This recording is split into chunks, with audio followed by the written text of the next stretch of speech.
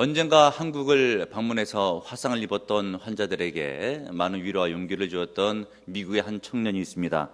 조엘 소넨버그라고 하는 청년이고요. 그분의 인생의 사연은 이래요.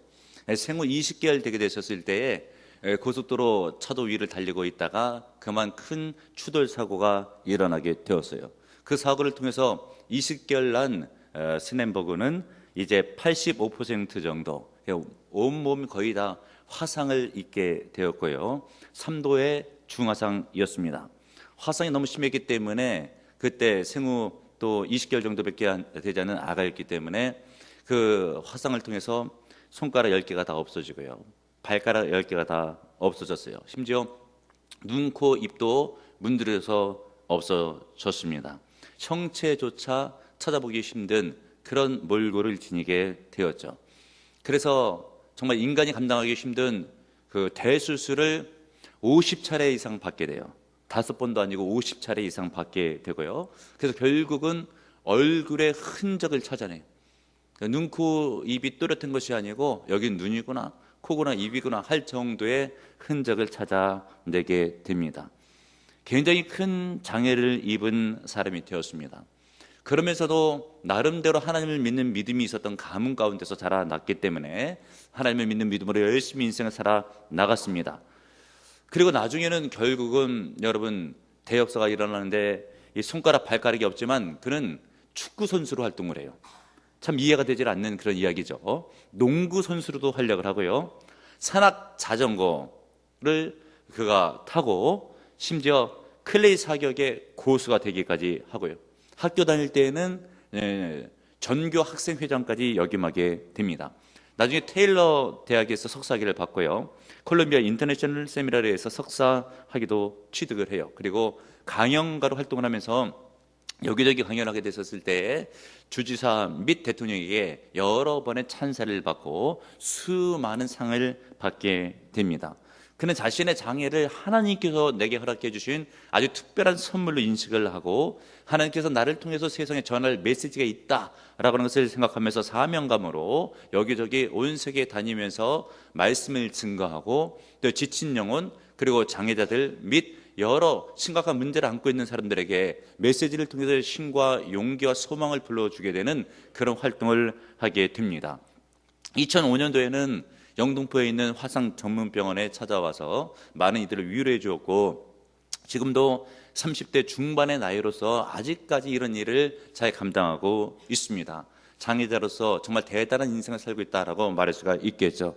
그런가 하는 반면에 또 한 사람의 장애를 딛고 승리한 인물이 있습니다. 예전에 미국의 에어리어 공대 농구팀의 선수였던 브랜드 와킨슨이라고 하는 사람의 이야기고요. 이분은 사고가 아니고 태어나자마자 선천적으로 기형아로 태어나게 되었습니다.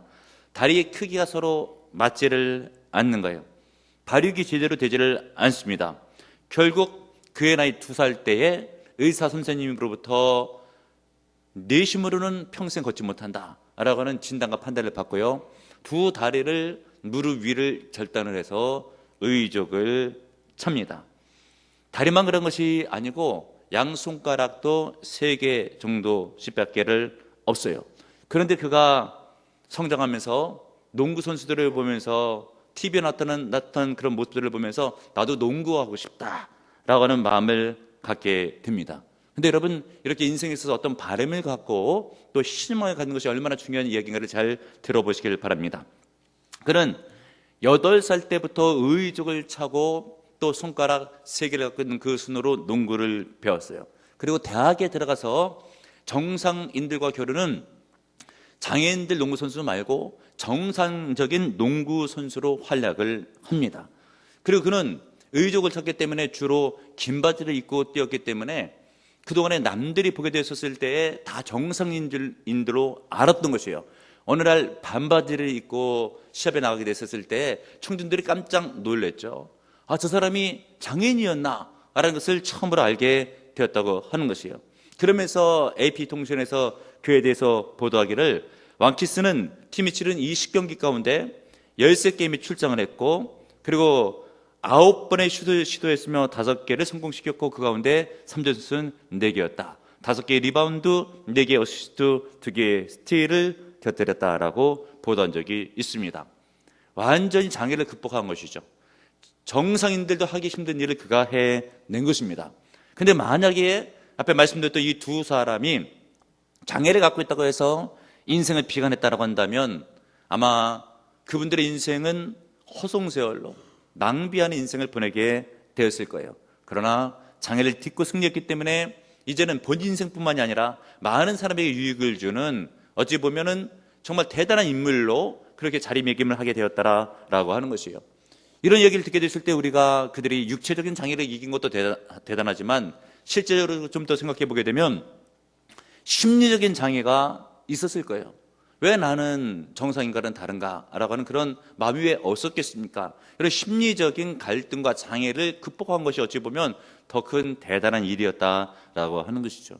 이런 의미에서 우리는 인생을 살아갈 때 어떨 때는 건강적인 육체적인 장애가 있을 수가 있겠죠. 또 어떤 일 때문에 트라우마가 생기게 되는 심리적인 장애가 있을 수가 있습니다. 좋지 못한 환경 가운데서 환경적인 그런 장애도 있을 수가 있습니다. 이 모든 장애물들은 인생을 살아가면서 모든 사람들이 겪는 크고 작은 정도가 다른 그런 정도의 일이지 누구에게나 장애물은 있어요. 그러나 인생을 승리하시는 분들을 보게 되면 결국은 이런 장애물을 뛰어넘고 극복한 인물들이 승리한 인물들이 되는 것입니다. 그런 의미에서 여러분 인생을 살다가 있는 장애들 예수의 능력으로 뛰어넘고 승리하시는 은혜가 있길 축복해 드립니다. 그렇다고 한다면 장애물을 극복하는 인생이 되기 위해서 우리에게 필요한 것은 무엇인가? 여러분 11절과 12절을 보시기를 바랍니다. 내가 내게 이르노니 일어나 네 상을 가지고 집으로 가라 하시니 그가 일어나 그 상을 가지고 모든 사람 앞에 나아가거늘 그들이 다 놀라 하나님께 영광을 돌리며 이르되 우리가 이런 일을 도무지 보지 못하였다 하더라. 지금 보면 중풍병자가 완전히 장애를 극복하고 정상이 되는 장면이 나오고 있죠. 어떻게 해서 가능하게 된 것인가? 5절을 보세요. 예수께서 그들의 믿음을 보시고 여기서 그들은 중풍병자를 데리고 왔던 중풍병자의 4명의 친구들을 일컫게 되는 것이에요.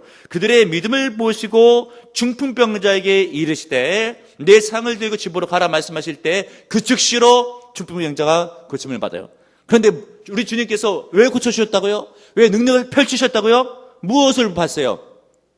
중풍병자 친구들의 4명의 그 10년 가운데 있었던 믿음을 보시고. 여러분 믿음이 중요합니다. 장애를 극복하고 승리하기 위해서는 믿음이 굉장히 중요한 것이에요. 오늘 성경 본문에 나타나고 있었던 중풍병자 장애를 극복하는 데는 그 친구들 4명의 믿음이 아주 중요하게 작용을 했던 것이에요. 여러분 이 중풍병이 얼마나 무서운 질병입니까? 뇌출혈 및 뇌혈로 전신에 있는 마비가 오게 되고 신경이 마비되면서 손과 다리를 움직이지 못하게 되는, 또 언어 장애를 동반해서 의사를 전달하지 못하는, 자칫 잘못하게 되면 반신불구가 될 수 있는 그런 병이 중풍병이 아닙니까? 이런 질병을 앓고 있는 한 사람이 오늘 성경 부문에 나오고 있는데 다행히도 4명의 친구가 있었고요. 그들이 그 중풍병자 환자 친구를 잘 돌봐줬어요. 대신에 또 거기다 믿음의 사람이었다라고 한 것이죠. 그러고 있는 와중에 들리는 소문이 본인들이 살고 있는 동네 가버나움에 예수님께서 지나가신다라고 하는 소문이 들려오는 것이에요. 그러면서 우리 예수님께서는 소문을 들어보니까 소경을 눈을 떠서 고치셨죠. 기모리 귀를 여셨죠. 벙어리 입을 여셨죠. 그리고 정말 자살 직전에 있던 사람들에게 삶의 용기를 줘서 인생을 바꿔놨죠. 아주 대단한 분이 우리 마을에 오신다라고 하는 소문을 들었던 것이에요. 그 4명의 중풍병자의 친구들이 드는 생각이 이 친구, 중풍병 걸린 친구를 예수님께 데려가면 나을 수 있을 것이다 라고 하는 생각과 믿음 가운데 네 친구가 들것에 중풍병자를 메고 예수님께 나아갑니다. 근데 문제가 있었어요. 중풍병자 본인에게는 그 질병이 장애지만 4명의 친구들에게 있어서는 예수님께 계신 집에 들어가려고 했더니 인산이례를 이루고 있어요. 더 이상 집 앞에서 움직일 수가 없는 거예요. 장애물이죠.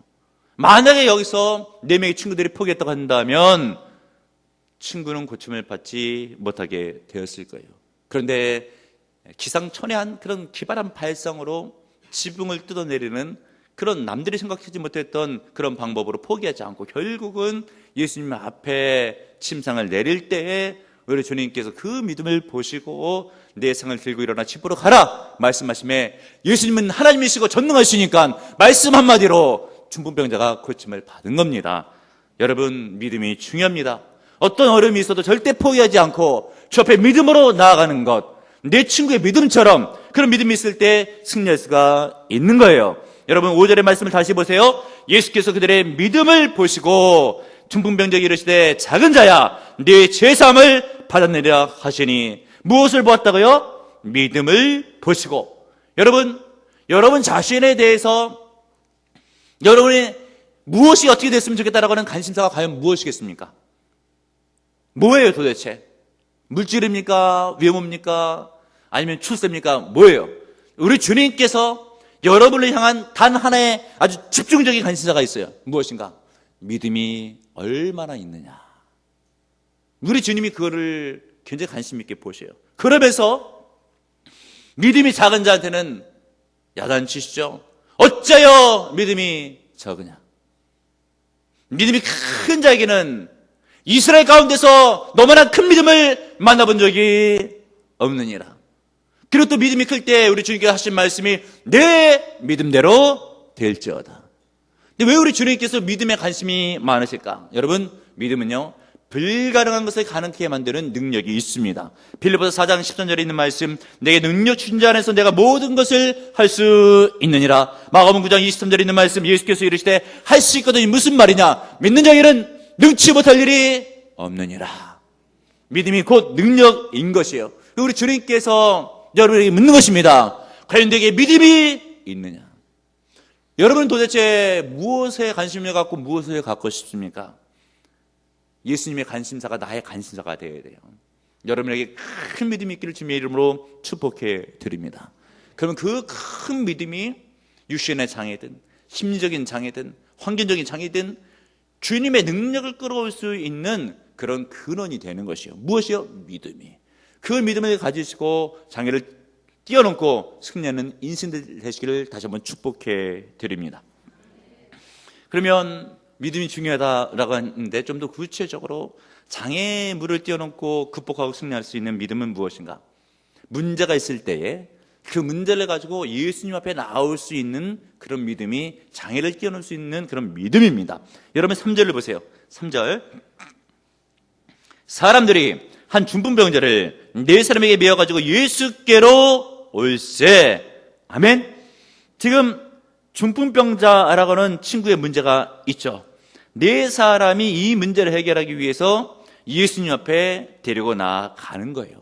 결국 어떻게 되었는가? 11절과 12절을 보세요. 내가 너에게 이르노니 일어나 상을 가지고 집으로 가라 하시니 그가 일어나 곧 상을 가지고 모든 사람 앞에서 나아가거늘. 할렐루야. 우리 주님께서 죽은 나사로 보고 나사로야 나오라 말씀하시며 죽은 나사로도 나왔는데 이미 살아있는 자에게 중풍병자 우리 주님께서 일어나 내 상을 들고 걸어가라 말씀하실 때 반드시 고침을 받죠. 그런데 여러분 중요한 것이 무엇이라고 했습니까? 이 중풍병자가 예수님 앞에 나올 수 있도록 내 친구가 그런 믿음이 있었기 때문에 가능하게 된 것입니다. 굉장히 중요한 것이에요. 내 문제가 있을 때 그 문제를 가지고 예수 앞에 나올 수가 있는가? 굉장히 중요한 문제인 것입니다. 그런 믿음만 있으면 승리하게 되는 것이에요. 여러분 제가 평신도 시절이 있었어요. 저도 남전도회에서 활동을 했던 그런 제가 평신도였었어요. 제가 출신교회도 있고 담임 목사님도 섬기고 저도 이렇게 평신도로 있었습니다. 그때 제가 이렇게 여러분처럼 예배를 드리다가 간증의 예화로 담임 목사님에게 들은 말씀인데 아직도 기억이 나서 말씀을 드리는 그런 예화입니다. 그 교회에 있었던 일이에요. 어느 집사님이 한 분 계셨는데 이 집사님이 낮 예배는 좀 잘 드려요. 그런데 주일날 저녁 예배는 잘 드리기도 하고 빠지기도 하고 그랬던 것이요. 근데 이제 날씨가 좀 이렇게 쌀쌀해지니까 저녁 예배 때쯤 되게 됐을 때 직전에 좀 아랫목에 좀 누웠나 봐요. 그러니까 뭐 따끈하고 따뜻하고 좋으니까 저녁 예배 시간이 다 다가오고 있는데 가기 싫은 거예요. 그러면서도 그래도 내가 집사인데 라고 하는 생각 가운데 이를 앙등 물고 저녁 예배에 나온 거예요. 그러면서 나중에 고백하기를 그날 저녁 예배 때에 안 나갔으면 큰일 날 뻔했다 라고 고백을 하더래요. 어떤 일이 발생했는가? 저녁 예배 말씀을 듣는 중에 성령의 불을 받고 질병으로 앓고 있었던 당뇨병이 그 자리에서 100% 씻은 듯이 고침을 받은 거예요. 여러분, 문제가 있을 때 그 문제를 가지고 예수님 앞에 나와야 되는데 그런 믿음이 없으면 그냥 집에 있는 거예요. 무슨 고침을 받겠습니까? 무슨 역사가 일어나겠습니까? 예수님 앞에 장애를 뛰어넘고 나올 수 있는 믿음이 있으면 승리하게 되는 것이요. 마가복음 성경에 있는 말씀 5장에 보게 되면 혈류병으로 앓는 한 여인에 대한 이야기가 나오죠. 12년 동안 지병을 인해서 많은 병원에 다녔지만 낫지를 않은 것이에요. 재산 다 허비했죠. 몸은 더 아파오고 있죠. 그리고 혈류병은 율법에서 지정한 그런 부정한 병이었기 때문에 성 밖에 거합니다. 가족들과 격리되어 있었어요. 근데 듣는 소문에 자기 동네에 예수님께서 지나가신다. 예수님께서는 말씀드린 것처럼 소경의 눈을 뜨게 하시고 귀머리 귀를 여시고 벙어리의 입에 말할 수 있는 그 능력을 주시는 분이시더라 라는 이야기가 들려온 겁니다. 그때 이 혈류병을 걸렸던 여인이 성 안에 들어가려고 해도 많은 사람들의 눈총, 추한몰골, 심지어 율법을 어긴 것이 되기 때문에 자칫 돌에 맞아 죽을 수도 있고 정말 가지 못할 만한 그런 환경이 여러 가지 있었겠지만 자기에게 문제가 있잖아요. 혈류병이라고 하는, 내가 예수님에게 나아가면 반드시 고침을 받을 수 있겠다라고 하는 생각이 들었던 것이에요. 그래서 눈 딱 감고 성 안에 들어갔어요. 많은 사람들이 보고 있고 눈치하고 있었겠죠. 그래도 인산일을 이루고 있는 예수님의 그 주변에 있던 사람들을 연약한 그 여인이 12년 동안 지병치료를 하고 있었던 그 여인이 온 힘을 다해서 이렇게 지나가는데 예수님이 걸어가시는데 뒷모습이 보이는데 예수님이 앞에까지 나가서 고쳐달라기는 여러 가지로 민망스럽고 예수님의 옷자락만 만져도 나는 낫겠다라는 생각 가운데 예수님의 뒷편에서 옷자락을 붙잡을 때에 예수님으로부터 능력이 나와서 그 여인이 치료받은 것입니다. 여러분, 내 딸아 내 믿음이 너를 구원하였느니라 평안히 갈지어다. 주님의 그 말씀을 들은 거예요. 여러분, 이 여인이 뭘 잘했습니까? 소문이 들려올 때 예수님은 병을 고칠 수 있는 능력이 있으신 분이시다라고 하는 소문이 들려올 때에 그때 아멘하고 문제를 가지고 예수님께 나아간 거예요. 우리도 인생을 살아가면서 여러분 전도대에서 교회 나오는 과정을 보게 되면 교회 가자, 예수님 만나면 복 받는다, 죄사함 받는다, 천국 백성 된다, 이런 얘기를 많이 듣잖아요. 그리고 여러분들도 많이 권하잖아요. 기도하러 가자, 구연 예배 드리자, 로우파티 가야 된다, 부흥집회 삼아야 된다. 그런 말씀이 들려올 때 아멘! 내가 갑니다! 라고 믿고 나가게 되면 그때 은혜를 받는 거예요. 예기치 못했던 큰 은혜가 임재하게 되어 있습니다. 문제도 해결받아요. 믿으시는 여러분들 되시길 바랍니다. 또 장애를 극복하는 믿음이란 어떤 믿음인가? 합심하는 믿음이에요. 3절을 보세요. 사람들이 한 중풍병자를 네 사람에게 메어가지고 예수께로 올세. 네 사람이 네 귀퉁이에서 들 것을 든 것이죠. 근데 만약에 네 사람 가운데 한 사람이 중간에 포기했다. 사람들만 많이 모여 있는데 어떻게 예수님께 나아갈 수 있겠는가? 라고 하면서 아니 나는 집에 간다라고 그냥 끝을 내게 되었다면 세 사람이 제대로 들지를 못합니다. 결국은 네 사람이 합심해서 들었기 때문에 이 일이 된 것이죠. 근데 누군가가 김 빠지는 소리를 하면서 마음이 틀어졌어요. 도대체 우리가 이렇게까지 할 필요가 무엇이냐고. 그렇더라면 오늘 성경 본문에 있는 역사는 일어나지를 않은 거예요. 중간에 어려움이 있어도 끝까지 하나가 되었을 때 그때 승리하고 장애물을 뛰어넘을 수가 있었던 것이에요. 여러분, 합심하는 것이 능력인 것을 깨닫는 여러분들 되시길 바랍니다. 이것은 비단 인간 세계에만 있는 일이 아니고 동물들의 세계 가운데도 그런 일이 있습니다. 어느 조류학자가 새들이 하늘을 날아갈 때에 앞선 새가 있고 그 뒤를 중심으로 해서 V자형으로 하늘을 날아갔잖아요. 왜 이렇게 날아가는가를 밝힌 적이 있습니다. 세간이 놀랬죠. 처음에 이런 이론이 발표되게 되었을 때 기러기가 하늘을 날아갈 때 보시죠, 여러분. V자로 날아가요. 왜 이런 형태로 날아갈까? 그것은 먼 거리를 여행하더라도 지치지 않고 갈 수 있는 방법이기 때문에 그렇게 한다고 하는 것이에요.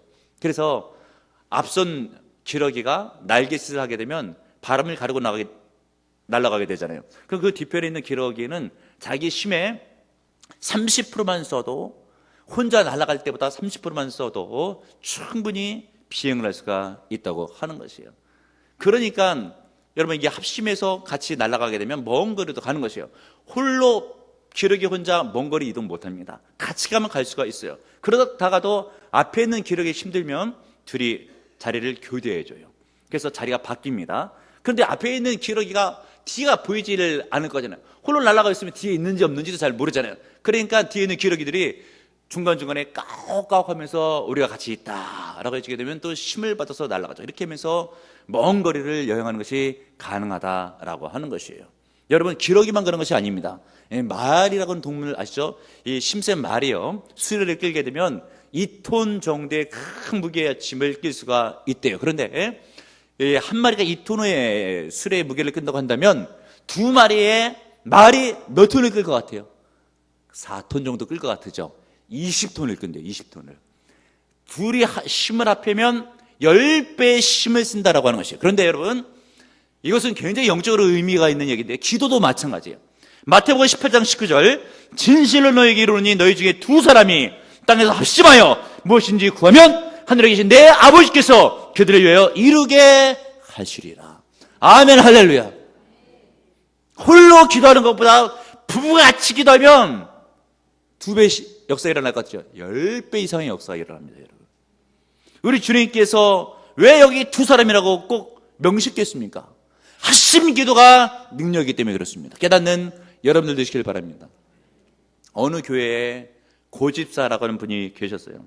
이분이 혈압이 높아가지고 의사 선생님이 위치를 좀 자제하라고 얘기를 했나 봐요. 그 말씀을 아멘으로 믿고 대예배는 나왔지만 다른 예배는 자제하고 있었어요. 그래서 수요일 날, 금요일 날 저녁 때 뭐 자제하고 뭐 새벽까지 잘 나오지를 않는 거예요.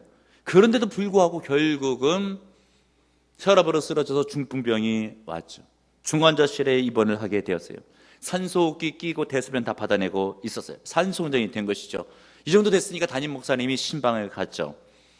그랬더니 간신히 말을 하게 되는데, 목사님이 하나님이 나를 왜 이렇게 만드셨는지 원망스럽다고 이야기를 한 거예요. 그때 목사님 하시는 말씀이, 지사님, 지금 이렇게 누워서 불평해봤자 무슨 소용이 있겠냐고, 하나님께 기도하시라고, 신앙생활 제대로 못한 거 회개하시라고, 그리고 감사도 하시라고 했더니 하는 이야기가, 이렇게 중풍병에 자기가 쓰러져가지고 누워있는데, 중환자실에 있는데 뭘 이렇게 감사하겠냐고. 집사님, 쓰러지고 바로 죽는 사람도 있다고, 지금 살지 않았냐고, 감사하셔야 된다고. 그 말을 듣더니 정말 정신이 번쩍 들더래요. 눈물을 흘리면서 회개기도 하고 감사기도 하고 하는데 구역식구들이 온 거예요. 우리가 고지사님을 위해서 21일 작정기도를 하겠다고 한 것이에요. 결국 21일 작정기도 하면서 끝나가는 그때 무렵쯤에 기적이 일어났어요. 믿기질 않는 일이. 모든 것이 다 정성으로 돌아온 거예요. 여러분, 이 중환자실에 누워있는 사람이요, 끔찍도 못하고 있다가 대소변 받아내고 있다가 화장실에 한 번 가도 대단한 거예요. 우리들은 뭐 화장실 자주 갔잖아요. 감사도 없잖아요. 중환자실에 누워있는 사람이 나서 화장실도 가고 정상적으로 활동을 한다. 기적입니다. 은혜입니다. 합심 기도가 능력이 있어요. 마태복음 18장 19절, 진실로 너에게 이르노니 너희 중에 두 사람이 땅에서 합심하여 무엇인지 구하면 하늘에 계신 내 아버지께서 그들을 위하여 이루게 하시리라. 아멘, 할렐루야. 어려운 일을 만나서 합심해서 기도하시는 여러분들 되시길 바랍니다. 또 장애물을 극복할 수 있는 믿음은 어떤 믿음인가? 포기하지 않는 믿음이에요. 4절을 보시길 바랍니다. 무리들 때문에 예수께 데려갈 수 없으므로 그 계신 곳에 지붕을 뜯어 구멍을 내고 중풍병자가 눈상을 달아내리니. 지금 4명의 친구들은 자기 친구 중풍병자를 고치기 위해서 예수님의 계신 그 집에 나갔더니 인산일을 이루고 있었잖아요. 이쯤 됐으면 다 틀렸다, 포기하고 그냥 가자라고 할 수도 있겠지만 그렇게 하지 않고 어떤 방법이 있지는 않을까 라고 생각을 하게 되었던 것이에요. 그래서 아무도 그 전까지 생각해 보지 못했던 발상을 한 것이죠. 보통 사람 같으면 그런 발상을 할 수가 있겠습니까? 지붕을 뜯자. 여러분, 이런 발상을 어떻게 할 수가 있겠어요? 여러분, 길이 막혔다고 포기하는 사람들이 있죠. 왜 그렇겠습니까? 포기하면 막힌 길은 계속 막혀요. 그러나 포기하지 않으면 막힌 길도 열립니다. 아주 중요한 말씀이에요, 여러분. 오늘 길이 막혔잖아요. 포기하지 않잖아요. 여러분, 문으로만 들어가는 게 길입니까? 지붕으로 내려도 예수님 만나잖아요. 깨닫는 여러분들 되시기를 바랍니다. 그런데 그 방법은 실은 비난을 받는 그런 방법이에요. 왜 남의 집 지붕을 괜히 왜 뜯어요? 그거 안 되잖아요, 여러분. 이거 민사소송에도 걸릴 만한 그런 일이잖아요. 남의 집 지붕을 왜 뜯습니까? 그래가지고 뜯어 내리게 됐을 때 먼지가 막 날리고 집안에 지붕이 막 흔들리고 한번 생각해 보십시오. 그러면서 여러분 내릴 때 주인이 가만히 있었겠어요? 우리 집 지붕 누가 뜯었냐? 난리가 났겠죠. 손해배상하라. 욕 바가지로 먹겠죠. 각오한 겁니다, 여러분. 욕 먹는 거 각오하고 손해배상할 거 각오하고 뜯어 내리는 거예요. 그러면 그럼 목사님 남에게 피해를 끼치면서 내가 은혜 받으면 되겠네요. 그런 얘기를 하는 게 아니에요. 지금 길이 막히게 되었을 때에도 예수님 앞에 나오려고 애를 쓰는 믿음이 있어야 된다라고 하는 것이에요. 그리고 지붕 구조가요, 한국하고는 달라요. 한국 집은 콘크리트 구조물로 대체적으로 되어 있잖아요. 거기는 더운 기후예요. 소나무 가지에다가 진흙을 이겨 발라가지고 지붕을 한 것이기 때문에 나무를 뜯어내고 하면 진흙 덩어리가 떨어지면서 지붕이 열립니다. 그리고 지붕에 올라가는 계단도 잘 나 있어요. 들것에 들고 그런 구조를 통해서 지붕을 뜯어내고 환자를 내린 것이죠. 근데 우리 주님께서 믿음을 보신 것이죠. 얼마나 고침받고 싶고 얼마나 나를 믿었으면 그런 열악한 환경 가운데서 지붕을 뜯어서 내릴 수가 있었겠는가라고 하는 그 믿음의 감동을 받으시고 한 말씀 하시는 거죠. 네 상을 들고 일어나 집으로 가라 말씀하심에, 그 말씀이 능력의 말씀이기 때문에 그 환자가 치유를 받고 이런 손질로 믿으시는 여러분들 되시길 바랍니다. 절대 믿음의 사람은 어려움이 있어도 포기하면 안 됩니다. 길은 있어요. 깨닫는 여러분들 되시길 바랍니다. 미국의 메릴랜드주에 있는 데이빗이라고 하는 농부의 이야기예요. 어느 날 산에 갔다가 금빛 나는 돌을 발견을 했어요. 여기 금맥이 숨어 있나 보다라고 하는 생각 가운데 돈을 모아가지고 또 땅도 팔아가지고 그 산을 샀어요. 그리고 기계를 사다가 그쪽을 파내기 시작했죠. 어느 정도 금이 나왔습니다. 그런데 조금 나오다 말고 안 나오는 거예요. 파도 안 나오는 거예요. 괜히 샀다 라고 하는 마음 가운데 다시 채굴기계를 팔았어요. 고물상에다가. 쓸만해 보이니까 고물상 주인이 샀어요. 채굴기를 딱 보고 나서 쓰려고 보니까 이거 땅 파는 데 쓰는 기계 어디 쓸 데가 없는 거예요. 어디 팔아먹지도 못하고. 그러면 내가 그 산에 가지고 파다만 그거 다시 한번 파볼까? 라고 하는 생각 가운데 그 전에 데이빗이 파던 그 장소, 끝났던 그 장소에서 딱 1m 팠는데 큰 금 강맥이 나왔어요. 떼부자가 된 거예요. 이 이야기를 데이빗이 듣고 나가지고 땅을 치고 가슴을 치면서 후회하는 거예요. 괜히 팔았네. 1m만 더 팔 것, 1m만 더 팔 것. 그래서 그분의 철학은 1m야. 1m. 그분의 철학입니다. 그러면서 그가 하게 된 일이 보험업이에요. 보험업. 힘들잖아요. 영업할 때. 누가 잘 가입합니까? 그래도 1m를 더 파는 심정으로 계속해서 포기하지 않고 하게 되는데 결국 연봉이 100만 달러래요. 우리나라 돈으로 1년에 10억을 넘게 벌어요. 그러니까 여러분 생각이 중요한 것이에요. 예를 들어서 산 하나 샀다가 마음대로 안 돼서 다 틀렸다 라고 하고 인생 포기하거나 재수없어서 남이 그걸 얻어가지고 잘 됐네 이렇게 돼서 버렸으면 데이빗이 승리하는 인생이 될 수가 있었겠습니까? 1m 철을 가지고 절대 포기하지 말자. 막혔어도 한 번 더, 한 발자국 더, 절대 포기하지 말자.